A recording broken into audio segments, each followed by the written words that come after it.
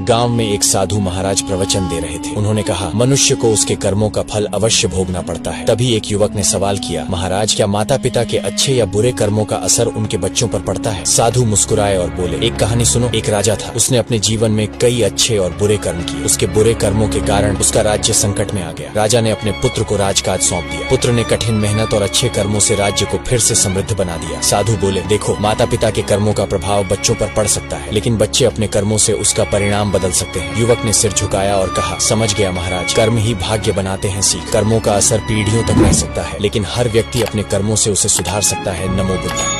गांव में एक साधु महाराज प्रवचन दे रहे थे। उन्होंने कहा, मनुष्य को उसके कर्मों का फल अवश्य भोगना पड़ता है। तभी एक युवक ने सवाल किया, महाराज क्या माता पिता के अच्छे या बुरे कर्मों का असर उनके बच्चों पर पड़ता है? साधु मुस्कुराए और बोले, एक कहानी सुनो। एक राजा था, उसने अपने जीवन में कई अच्छे और बुरे कर्म किए। उसके बुरे कर्मों के कारण उसका राज्य संकट में आ गया। राजा ने अपने पुत्र को राजकाज सौंप दिया। पुत्र ने कठिन मेहनत और अच्छे कर्मों से राज्य को फिर से समृद्ध बना दिया। साधु बोले, देखो माता पिता के कर्मों का प्रभाव बच्चों पर पड़ सकता है, लेकिन बच्चे अपने कर्मों से उसका परिणाम बदल सकते हैं। युवक ने सिर झुकाया और कहा, समझ गया महाराज, कर्म ही भाग्य बनाते हैं सीख। कर्मों का असर पीढ़ियों तक रह सकता है, लेकिन हर व्यक्ति अपने कर्मों से उसे सुधार सकता है। नमो बुद्धाय।